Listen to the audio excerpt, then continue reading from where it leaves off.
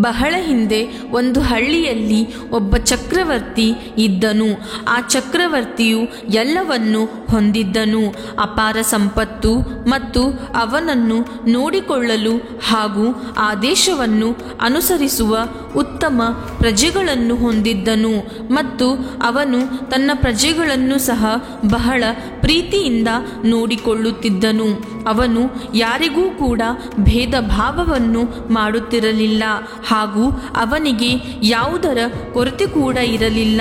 ಅಂದರೆ ಚಕ್ರವರ್ತಿಯು ಎಲ್ಲವನ್ನು ಹೊಂದಿದ್ದನು. ಆದರೆ ಅವನ ಮನಸ್ಸು ಯಾವತ್ತೂ ಕೂಡ ಕೆಲಸದಲ್ಲಿ ಏಕಾಗ್ರತೆಯಿಂದ ಇರುತ್ತಿರಲಿಲ್ಲ.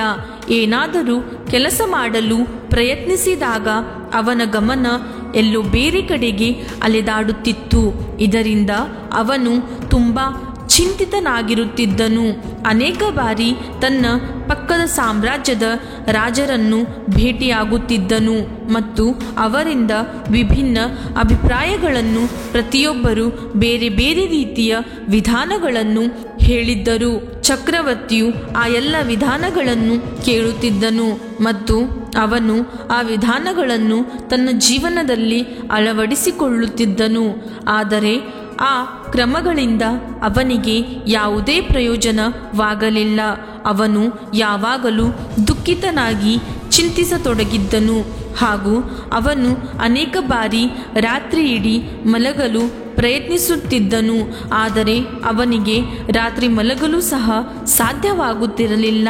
ಆ ಕಡೆ ಈ ಕಡೆ ಒಮ್ಮೆ ಬದಿಗಳನ್ನು ಬದಲಿಸುತ್ತಾ ಇರುತ್ತಿದ್ದನು. ಆಗ ಒಂದು ದಿನ ಅವನು ಒಬ್ಬ ಅಸಾಧಾರಣ ಮಹತ್ವವುಳ್ಳ ವ್ಯಕ್ತಿಯ ಬಗ್ಗೆ ತಿಳಿದುಕೊಳ್ಳುತ್ತಾನೆ. ಯಾರ ಮಾತಿಗೆ ಬೆಲೆ ಇಲ್ಲವೋ ಅವರ ಪ್ರತಿಯೊಂದು ಮಾತಿನಲ್ಲಿ ಜೀವನದ ರಹಸ್ಯ ಅಡಗಿದೆ ಹಾಗೂ ಜೀವನದ ಸತ್ಯವೂ ಅಡಗಿದೆ. ಮತ್ತು ಆ ವ್ಯಕ್ತಿಯನ್ನು ಭೇಟಿಯಾಗಲು ಜನರು ದೂರದ ಊರುಗಳಿಂದ ಬರುತ್ತಿದ್ದರು. ಮತ್ತು ಚಕ್ರವರ್ತಿಯು ನಾನು ಕೂಡ ಭೇಟಿಯಾಗಬೇಕೆಂದು ನಿರ್ಧರಿಸುತ್ತಾನೆ. ಪ್ರತಿಯೊಬ್ಬ ವ್ಯಕ್ತಿಯ ಸಮಸ್ಯೆಯನ್ನು ಅತ್ಯಂತ ಸರಳವಾಗಿ ಮತ್ತು ಸುಲಭವಾಗಿ ಪರಿಹರಿಸುವ ಕಾರಣ ಚಕ್ರವರ್ತಿಗೆ ಇದನ್ನು ಕೇಳಿ ಬಹಳ ಸಂತೋಷವಾಯಿತು.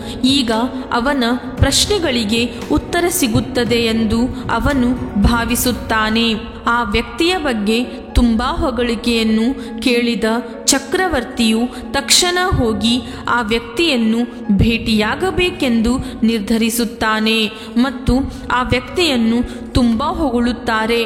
ಅದು ನಿಜವೋ ಅಲ್ಲವೋ ಎಂದು ಅವನು ತಿಳಿದುಕೊಳ್ಳುತ್ತಾನೆ. ಮರುದಿನ ಬೆಳಗ್ಗೆ ಚಕ್ರವರ್ತಿ ಆ ವ್ಯಕ್ತಿಯನ್ನು ಭೇಟಿ ಮಾಡಲು ಹೊರಡುತ್ತಾನೆ. ಹೊರಡುವ ಮಾರ್ಗವು ಸಾಕಷ್ಟು ಉದ್ದವಾಗಿರುತ್ತದೆ ಮತ್ತು ಚಕ್ರವರ್ತಿಯು ಹೊರಡುತ್ತಿದ್ದ ಮಾರ್ಗ ಮಧ್ಯದಲ್ಲಿ ಅಲ್ಲಿದ್ದ ಎಲ್ಲರಿಗೂ ಆ ವ್ಯಕ್ತಿಯ ಬಗ್ಗೆ ತಿಳಿದಿತ್ತು. ಚಕ್ರವರ್ತಿಯು ಆ ವ್ಯಕ್ತಿಯ ಬಗ್ಗೆ ಕೇಳಿದಾಗ ಅವರು ಆ ಅಸಾಧಾರಣ ವ್ಯಕ್ತಿಯನ್ನು ತುಂಬ ಹೊಗಳುತ್ತಾರೆ.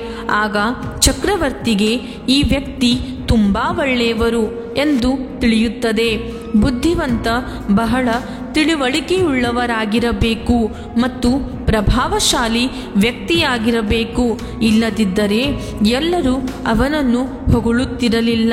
ಖಂಡಿತವಾಗಿಯೂ ಆ ವ್ಯಕ್ತಿಯಲ್ಲಿ ಏನಾದರೂ ಇದೆ. ಆ ಕಾರಣದಿಂದ ಎಲ್ಲರೂ ಅವನನ್ನು ತಿಳಿದಿದ್ದಾರೆ ಮತ್ತು ಅವನನ್ನು ಹೊಗಳುತ್ತಿದ್ದಾರೆ. ಹಾಗೂ ಇದನ್ನೆಲ್ಲ ತಿಳಿದುಕೊಂಡ ಚಕ್ರವರ್ತಿಯು ಆ ವ್ಯಕ್ತಿಯನ್ನು ಭೇಟಿಯಾಗುವ ಆಸೆಯು ಮತ್ತಷ್ಟು ಹೆಚ್ಚಾಗುತ್ತದೆ ಮತ್ತು ಚಕ್ರವರ್ತಿಯು ಆ ವ್ಯಕ್ತಿಯನ್ನು ಆದಷ್ಟು ಬೇಗ ಭೇಟಿಯಾಗಬೇಕೆಂದು ಬಯಸುತ್ತಾನೆ. ಇದರಿಂದ ಅವನು ಮತ್ತೆ ಮುಂದೆ ಪ್ರಯಾಣವನ್ನು ಪ್ರಾರಂಭಿಸುತ್ತಾನೆ. ನಂತರ ಚಕ್ರವರ್ತಿಯು ಆ ವ್ಯಕ್ತಿಯನ್ನು ಭೇಟಿಯಾಗಲು ಆಶ್ರಮವನ್ನು ತಲುಪುತ್ತಾನೆ. ಆಶ್ರಮವನ್ನು ತಲುಪಿದಾಗ ಅಲ್ಲಿ ಅವನು ಯಾರನ್ನು ನೋಡುವುದಿಲ್ಲ ಮತ್ತು ಆಶ್ರಮದ ಹಿಂದೆ ಒಂದು ಸಣ್ಣ ಉದ್ಯಾನವಿರುತ್ತದೆ. ಚಕ್ರವರ್ತಿಯು ಅಲ್ಲಿಗೆ ಹೋಗುತ್ತಾನೆ.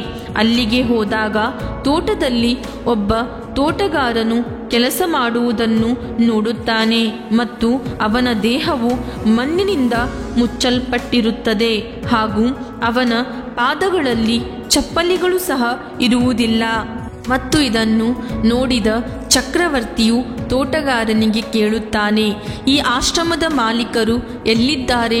ನಾನು ಅವರನ್ನು ಭೇಟಿಯಾಗಲು ಬಂದಿದ್ದೇನೆ ಎಂದು ಹೇಳುತ್ತಾನೆ.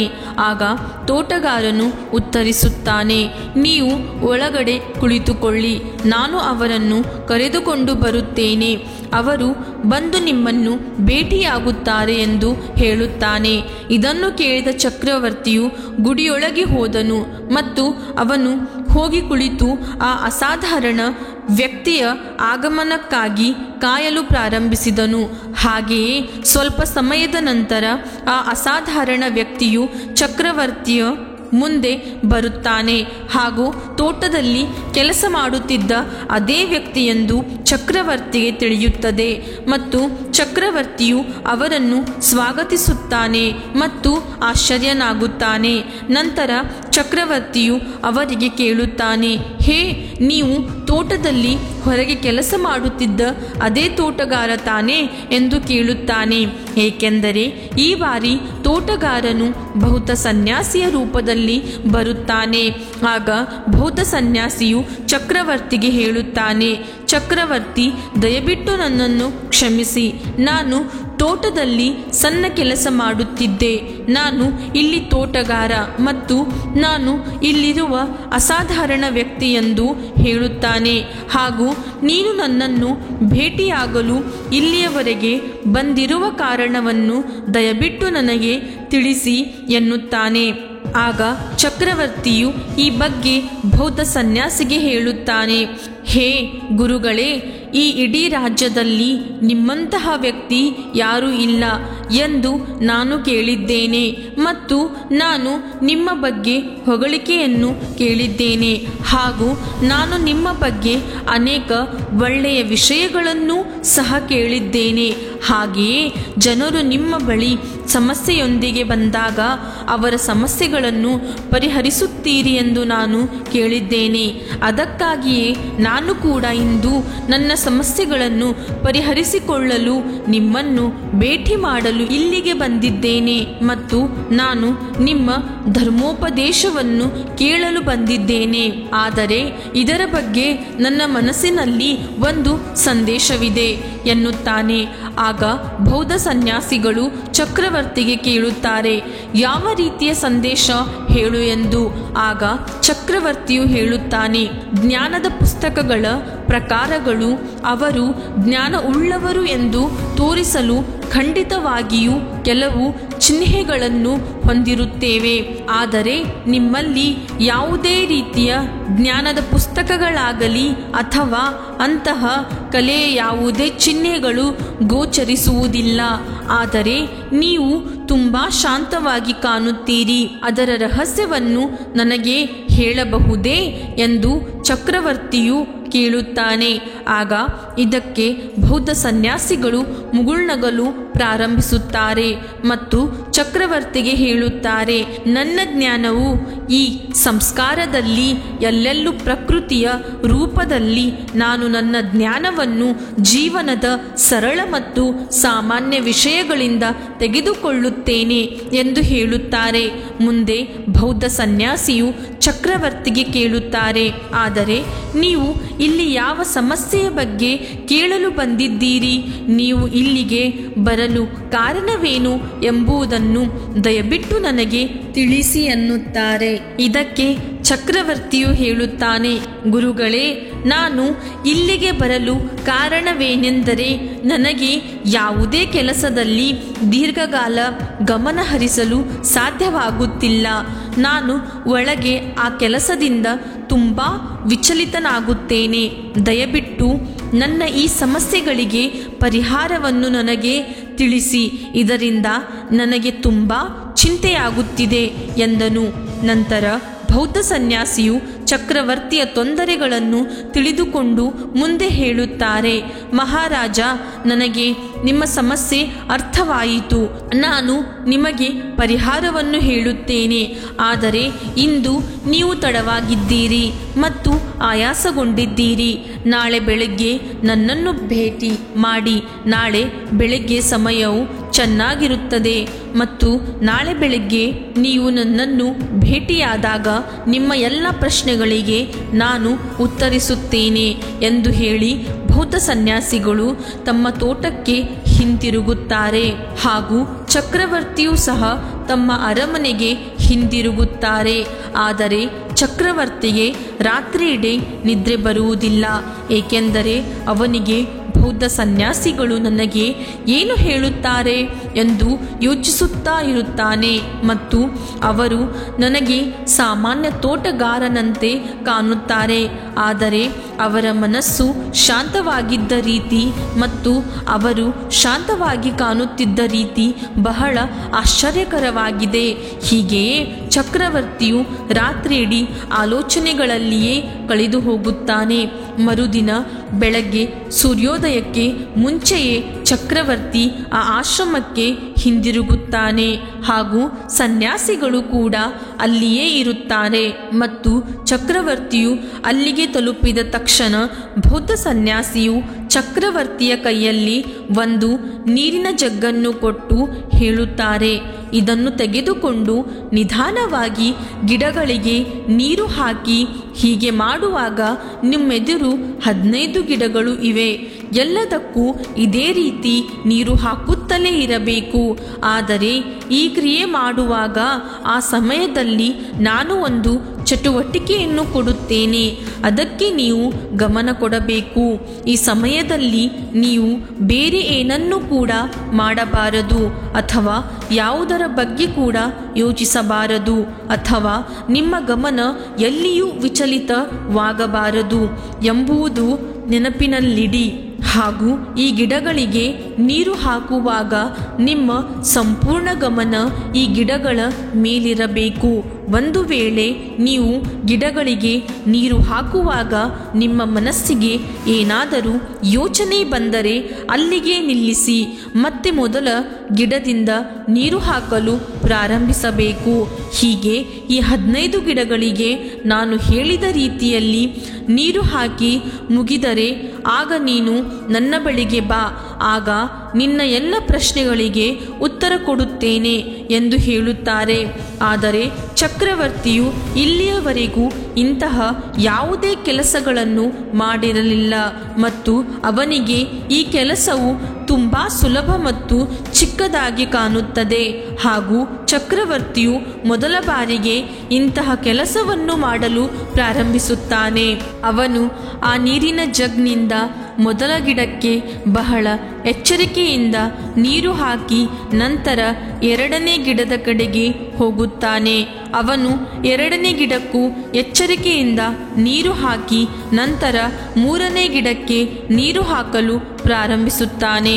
ಆಗ ವಿವಿಧ ರೀತಿಯ ಹೂಗಳು ಮತ್ತು ವಿವಿಧ ರೀತಿಯ ಸಸ್ಯಗಳಿದ್ದ ತನ್ನ ಅರಮನೆಯ ಉದ್ಯಾನವನ್ನು ನೆನಪಿಸಿಕೊಳ್ಳುತ್ತಾನೆ. ಆಗ ಚಕ್ರವರ್ತಿಗೆ ಇದ್ದಕ್ಕಿದ್ದಂತೆ ಬೌದ್ಧ ಸನ್ಯಾಸಿ ಹೇಳಿದ ಮಾತು ನೆನಪಾಗುತ್ತದೆ. ಮನಸ್ಸಿನಲ್ಲಿ ಏನಾದರೂ ಆಲೋಚನೆ ಬಂದರೆ ಅವರು ಮೊದಲನೇ ಗಿಡದಿಂದ ನೀರು ಹಾಕಲು ಪ್ರಾರಂಭಿಸಬೇಕು ಎಂದು ಹೇಳಿದ್ದರು ಎಂದು ನೆನಪಿಸಿಕೊಂಡು ಮತ್ತೆ ತಕ್ಷಣವೇ ಮೊದಲನೇ ಗಿಡಕ್ಕೆ ಹಿಂದಿರುಗಿ ಮತ್ತೆ ಮೊದಲನೇ ಗಿಡಕ್ಕೆ ನೀರು ಹಾಕುತ್ತಾನೆ. ಎರಡನೇ ಗಿಡಕ್ಕೆ ಬಂದ ತಕ್ಷಣ ಆ ಗಿಡಕ್ಕೆ ಜಾಗರೂಕತೆಯಿಂದ ನೀರು ಹಾಕುತ್ತಾನೆ. ಮೂರನೇ ಗಿಡವನ್ನು ತಲುಪಿದ ಮತ್ತೆ ಹಲವು ಯೋಚನೆಗಳು ಮನದಲ್ಲಿ ಮೂಡಿದವು. ಈ ಬಾರಿ ನಾನು ಇಲ್ಲದೆ ನನ್ನ ಸಾಮ್ರಾಜ್ಯದಲ್ಲಿ ಏನಾಗುತ್ತದೆ ಎಂದು ನನಗೆ ತಿಳಿದಿಲ್ಲ ಎಂದು ಯೋಚಿಸುತ್ತಾನೆ. ಈ ಬಾರಿ ಕೂಡ ನಾನು ಈ ಕೆಲಸವನ್ನು ಪೂರ್ಣಗೊಳಿಸಲು ಸಾಧ್ಯವಾಗಲಿಲ್ಲ ಎಂದು ತುಂಬ ಕೋಪಗೊಳ್ಳಲು ಪ್ರಾರಂಭಿಸುತ್ತಾನೆ ಮತ್ತು ಕೊನೆಯಲ್ಲಿ ಈ ಸಣ್ಣ ಕೆಲಸವನ್ನು ನಾನೇಕೆ ಮಾಡಬಾರದು ಎಂದು ಯೋಚಿಸುತ್ತಾನೆ. ತಕ್ಷಣವೇ ಮತ್ತೆ ಮೊದಲ ಗಿಡದ ಬಳಿ ತಲುಪಿ ಈ ಮೊದಲ ಗಿಡಕ್ಕೆ ಬಹಳ ಜಾಗರೂಕತೆಯಿಂದ ನೀರು ಹಾಕಿ ಎರಡನೇ ಗಿಡಕ್ಕೂ ಜಾಗರೂಕತೆಯಿಂದ ನೀರು ಹಾಕಿದನು.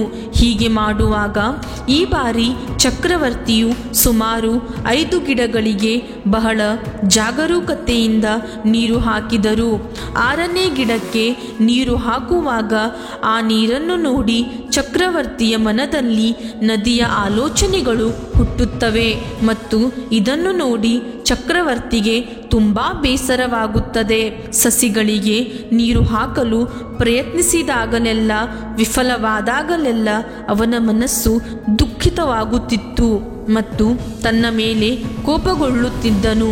ಹಾಗೂ ಬೌದ್ಧರು ತನ್ನನ್ನು ಪರೀಕ್ಷಿಸುತ್ತಿದ್ದಾರೆ ಎಂದು ಚಕ್ರವರ್ತಿಗೆ ಚೆನ್ನಾಗಿ ತಿಳಿದಿತ್ತು. ಬೌದ್ಧ ಸನ್ಯಾಸಿಯು ಬಹಳ ಬುದ್ಧಿವಂತರಾಗಿದ್ದಾರೆ. ಈ ಕಾರಣಕ್ಕಾಗಿ ನಾನು ಬೌದ್ಧ ಸನ್ಯಾಸಿಗಳ ಎಲ್ಲ ನಿಯಮಗಳನ್ನು ಅನುಸರಿಸುವುದು ಅಗತ್ಯವೆಂದು ಅವನು ಭಾವಿಸಿದನು ಮತ್ತು ಚಕ್ರವರ್ತಿಯು ಪ್ರಯತ್ನಿಸಿದಾಗಲೆಲ್ಲ ಅವನು ವಿಫಲವಾದಾಗಲೆಲ್ಲ ಅವನ ಮನಸ್ಸು ಹೆಚ್ಚು ಹೆಚ್ಚು ವಿಚಲಿತವಾಯಿತು. ಮುಂಜಾನೆಯಿಂದ ಸಾಯಂಕಾಲ ಕಳೆದರೂ ಚಕ್ರವರ್ತಿಗೆ ಇನ್ನು 15 ಗಿಡಗಳಿಗೆ ನೀರು ಹಾಕಲು ಸಾಧ್ಯವಾಗಲಿಲ್ಲ. ನಂತರ ಬೌದ್ಧ ಸನ್ಯಾಸಿಗಳು ಸಂಜೆ ಆಶ್ರಮಕ್ಕೆ ಹಿಂದಿರುಗಿದಾಗ ಚಕ್ರವರ್ತಿ ಸುಸ್ತಾಗಿ ಕುಳಿತು ನಾನಾ ಕೆಲಸಗಳನ್ನು ಮಾಡುತ್ತಿರುವುದನ್ನು ಕಂಡರು. ಆಗ ಬೌದ್ಧ ಸನ್ಯಾಸಿಗಳು ಚಕ್ರವರ್ತಿಯನ್ನು ತಲುಪಿ, ಓ ಚಕ್ರವರ್ತಿ, ನಿನ್ನ ಪ್ರಾಮಾಣಿಕತೆಯಿಂದ ನನಗೆ ತುಂಬ ಸಂತೋಷವಾಗಿದೆ. ನೀವು ಪೂರ್ಣ ಹೃದಯ ಮತ್ತು ಸಮರ್ಪಣೆಯಿಂದ ನಿಮ್ಮ ಕೆಲಸವನ್ನು ಮಾಡಲು ನಿಮ್ಮ ಕೈಲಾದಷ್ಟು ಪ್ರಯತ್ನಿಸಿದ್ದೀರಿ. ಆದ್ದರಿಂದ ಎಚ್ಚರಿಕೆಯಿಂದ ಆಲಿಸಿ ಮತ್ತು ನಾನು ನಿಮಗೆ ಹೇಳಲಿರುವುದನ್ನು ಅರ್ಥ ಮಾಡಿಕೊಳ್ಳಿ ಎಂದರು. ಮತ್ತೆ ಮುಂದೆ ಹೇಳಿದರು, ನಮ್ಮ ಮನಸ್ಸು ಆಲೋಚನೆಗಳಿಂದ ಖಾಲಿಯಾಗುತ್ತದೆ. ಆಗ ಮನಸ್ಸಿನ ನೈಜ ಸ್ವರೂಪವು ಗೋಚರಿಸುತ್ತದೆ. ಆಗ ಸರಳವಾದ ಕೆಲಸವು ನಮಗೆ ಜ್ಞಾನ ಮತ್ತು ಶಾಂತಿಯನ್ನು ನೀಡುತ್ತದೆ ಎಂದರು. ಆಗ ಇದರ ಬಗ್ಗೆ ಚಕ್ರವರ್ತಿಯು ಬೌದ್ಧ ಸನ್ಯಾಸಿಗೆ ಕೇಳುತ್ತಾನೆ, ಆದರೆ ಇದು ಹೇಗೆ ಸಾಧ್ಯ? ನಾನು ಯಾವುದೇ ಕೆಲಸ ಮಾಡುವಾಗ ನನ್ನ ಮನಸ್ಸಿನಲ್ಲಿ ಹಲವಾರು ರೀತಿಯ ಆಲೋಚನೆಗಳು ಹುಟ್ಟಿಕೊಳ್ಳುತ್ತವೆ ಮತ್ತು ನಾನು ಆ ಆಲೋಚನೆಗಳಲ್ಲಿ ಸಿಲುಕಿಕೊಂಡಿದ್ದೇನೆ ಮತ್ತು ಅಲ್ಲಿಂದ ಹೊರಬರಲು ನನಗೆ ಯಾವುದೇ ಮಾರ್ಗವಿಲ್ಲ ಎನ್ನುತ್ತಾನೆ. ಆಗ ಬೌದ್ಧ ಸನ್ಯಾಸಿಗಳು ನಗುತ್ತಾ, ಚಕ್ರವರ್ತಿ, ಓ ಚಕ್ರವರ್ತಿ, ಸಸ್ಯಗಳಿಗೆ ನೀರು ಹಾಕಬೇಡಿ ಎಂದು ಹೇಳುತ್ತಾರೆ. ಹಾಗೆಯೇ ನೀನು ಅಂದುಕೊಳ್ಳುತ್ತೀಯಾ, ಆದಷ್ಟು ಬೇಗ ಈ ಕೆಲಸ ಮುಗಿಸಬೇಕು, ಆದಷ್ಟು ಬೇಗ ಈ 15 ಗಿಡಗಳಿಗೆ ನೀರು ಹಾಕಿ ಆನಂತರ ನನ್ನನ್ನು ಭೇಟಿಯಾಗಿ ನಿನ್ನ ಪ್ರಶ್ನೆಗಳಿಗೆ ಉತ್ತರ ತಿಳಿಯಬಹುದು ಎಂದು ಆಲೋಚನೆ ನಿಮ್ಮ ಮನದಲ್ಲಿ ಮೂಡುತ್ತಿತ್ತು ಮತ್ತು ಈ ಕಾರಣಾಂತರಗಳಿಂದ ಈ ಕಾರ್ಯವು ನಿನಗೆ ಹೊರೆಯಂತೆ, ನಿನ್ನ ಹೆಗಲ ಮೇಲೆ ಭಾರ ಹಾಕಿದಂತೆ ಮತ್ತು ನಮ್ಮ ಮುಂದೆ ಇಟ್ಟಿರುವ ಕಾರ್ಯವು ಹೊರೆಯಂತೆ ತೋರುತ್ತಿರುವ ಈ ಕ್ಷಣದಲ್ಲಿ ನಿನ್ನನ್ನು ತಡೆಯಲಾಗಲಿಲ್ಲ. ಆದ್ದರಿಂದ ನಾವು ಅದನ್ನು ಹೇಗಾದರೂ ಮುಗಿಸಲು ಬಯಸುತ್ತೇವೆ ಮತ್ತು ಆ ಕೆಲಸವನ್ನು ಮಾಡುವಾಗ ನಾವು ಆ ಕೆಲಸಕ್ಕೆ ನಮ್ಮ ಸಂಪೂರ್ಣ ಗಮನವನ್ನು ನೀಡಲು ಸಾಧ್ಯವಾಗುವುದಿಲ್ಲ. ಆದರೆ ಈ ಕ್ಷಣದ ಮಹತ್ವವನ್ನು ನೀವು ಅರ್ಥ ಮಾಡಿಕೊಂಡರೆ ನೀವು ಅದರ ಪ್ರಾಮುಖ್ಯತೆಯನ್ನು ನೀಡಲು ಮತ್ತು ಗಮನವನ್ನು ಕೇಂದ್ರೀಕರಿಸಲು ಸಾಧ್ಯವಾಗುತ್ತದೆ. ಆದ್ದರಿಂದ ಯಾವುದೇ ಆಲೋಚನೆಗಳು ನಿಮ್ಮನ್ನು ತೊಂದರೆಗೊಳಿಸುವುದಿಲ್ಲ ಎಂದು ಹೇಳುತ್ತಾರೆ. ಇದರ ಬಗ್ಗೆ ಚಕ್ರವರ್ತಿ ಹೇಳುತ್ತಾನೆ, ಮುಂದೆ, ಓ ಬುದ್ಧರೇ, ನಾನು ಈ ಕೆಲಸವನ್ನು ಆದಷ್ಟು ಬೇಗ ಮುಗಿಸಿ ನಿಮ್ಮನ್ನು ಭೇಟಿಯಾಗಬೇಕೆಂದು ಬಯಸಿದ್ದು ನನಗೆ ಅರ್ಥವಾಗಿದೆ. ಇದರಿಂದಾಗಿ ನನ್ನ ಮನಸ್ಸು ಪೂರ್ಣವಾಗಿ ಈ ಕೆಲಸದಲ್ಲಿ ತೊಡಗಲಿಲ್ಲ. ಆದರೆ ಇದು ನಾನು ಬದುಕುತ್ತಿರುವ ಕ್ಷಣ. ಈ ಕ್ಷಣದಲ್ಲಿ ಬದುಕುವುದು ತುಂಬ ಕಷ್ಟ. ಇದಕ್ಕಾಗಿ ನಾನು ಏನಾದರೂ ತಪಸ್ಸು ಮಾಡಬೇಕೇ ಎಂದು ಕೇಳಿದನು. ಆಗ ಬುದ್ಧರು ಮತ್ತೊಮ್ಮೆ ಮುಗುಳ್ನಗಲು ಪ್ರಾರಂಭಿಸಿ ಚಕ್ರವರ್ತಿಗೆ ಹೇಳುತ್ತಾರೆ, ಶಾಂತ ಮನಸ್ಸು ನೀವು ಹುಡುಕುತ್ತಿರುವಿರಿ, ಆದರೆ ಆ ಮನಸ್ಸು ಈಗಾಗಲೇ ಇದೆ, ಅದು ಈಗಾಗಲೇ ನಿಮ್ಮೊಳಗೆ ಇದೆ. ಇದಕ್ಕಾಗಿ ನೀವು ಎಲ್ಲಿಯೂ ಹೋಗಬೇಕಾಗಿಲ್ಲ. ಅಥವಾ ನೀವು ಯಾವುದೇ ಶಾಂತ ಸ್ಥಳಕ್ಕೆ ಹೋಗಬೇಕಾಗಿಲ್ಲ. ಆದ್ದರಿಂದ ಇದಕ್ಕೆ ಬೇರೆ ಅಗತ್ಯವಿದೆ, ಅದು ನಿಮ್ಮ ಮೇಲೆ ಇರುತ್ತದೆ. ಉಸಿರಾಟಕ್ಕೆ ಗಮನ ಕೊಡಿ. ಅದರಿಂದ ನಿಮ್ಮ ಉಸಿರಾಟಕ್ಕೆ ಗಮನ ಕೊಡಲು ಕಲಿಯಿರಿ. ನಾವು ಹೇಗೆ ಉಸಿರಾಡುತ್ತೇವೆ ಮತ್ತು ಹೇಗೆ ಬಿಡುತ್ತೇವೆ ಎಂದು ಗಮನಿಸಿ ಮತ್ತು ಅರ್ಥ ಮಾಡಿಕೊಳ್ಳಲು ಪ್ರಯತ್ನಿಸಿ. ಆಗ ನಿಮಗೆ ಅರ್ಥವಾಗುವುದು. ನಿಮ್ಮ ಉಸಿರಾಟದಿಂದ ಮಾತ್ರ ನಿಮ್ಮ ಶಾಂತ ಮನಸ್ಸು ಸೃಷ್ಟಿಯಾಗುವುದು. ಆನಂತರ ಬೇಕಿದ್ದರೆ ನೀವು ಎಲ್ಲೋ ನಡೆಯುತ್ತೀರಿ ಅಥವಾ ಯಾವುದೇ ಕೆಲಸ ಮಾಡುವಾಗ ನಿಮ್ಮ ಉಸಿರಾಟದ ಬಗ್ಗೆ ಗಮನ ಹರಿಸಬಹುದು. ಆದ್ದರಿಂದ ನೀವು ಏಕಾಗ್ರತೆ ವಹಿಸಬಹುದು ಮತ್ತು ನಿಮ್ಮ ಉಸಿರಾಟ ಅಥವಾ ವರ್ತಮಾನಕ್ಕೆ ನಿಮ್ಮನ್ನು ಸಂಪರ್ಕಿಸುವ ಯಾವುದೇ ಚಟುವಟಿಕೆಯ ಮೇಲೆ ಇದನ್ನು ಮಾಡಲು ಇನ್ನೊಂದು ಮಾರ್ಗವೆಂದರೆ ನಿಮ್ಮ ಸುತ್ತಲಿನ ಪ್ರಕೃತಿಯನ್ನು 2-4 ನಿಮಿಷಗಳ ಕಾಲ ಗಮನಿಸುವುದು. ಅಲ್ಲಿ ಏನಾಗುತ್ತದೆ ಎಂಬುದನ್ನು ಇದು ನಿಮ್ಮನ್ನು ನಿಮ್ಮ ಸುತ್ತಮುತ್ತಲಿನ ವರ್ತಮಾನಕ್ಕೆ ಕೊಂಡೊಯ್ಯುತ್ತದೆ. ನಂತರ ನೀವು ನಿಮ್ಮ ಕೆಲಸವನ್ನು ಹಾಗೆ ಮುಗಿಸಬೇಡಿ, ಆದರೆ ಅದನ್ನು ನಿಮ್ಮ ಹೃದಯದಿಂದ ಮಾಡಲು ಪ್ರಯತ್ನಿಸಿ.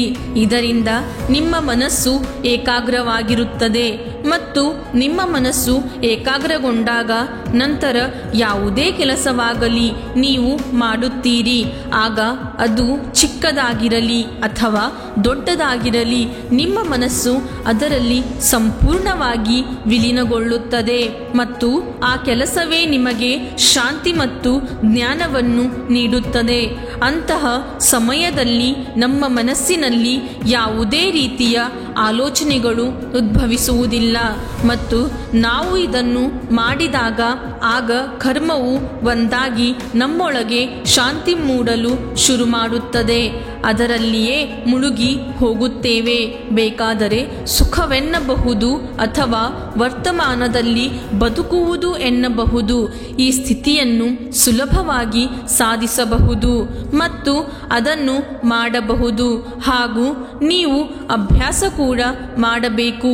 ಹೀಗೆ ಬೌದ್ಧ ಸನ್ಯಾಸಿಗಳು ಚಕ್ರವರ್ತಿಗೆ ಹೇಳುತ್ತಾರೆ, ಕಷ್ಟಗಳಲ್ಲಿ ಶಾಂತವಾಗಿರುವ ಮನಸ್ಸು ಕಷ್ಟಗಳಿಂದ ಓಡಿ ಹೋಗುವುದಿಲ್ಲ, ಕೇವಲ ಎಚ್ಚರವಾಗಿರುತ್ತದೆ ಮತ್ತು ಮನಸ್ಸು ಎಲ್ಲ ಕಷ್ಟಗಳನ್ನು ಜಯಿಸುತ್ತದೆ. ಪ್ರತಿಯೊಂದು ಸಂದಿಗ್ಧತೆಯಿಂದ ಹೊರಬರಲು ಸಾಧ್ಯವಾಯಿತು.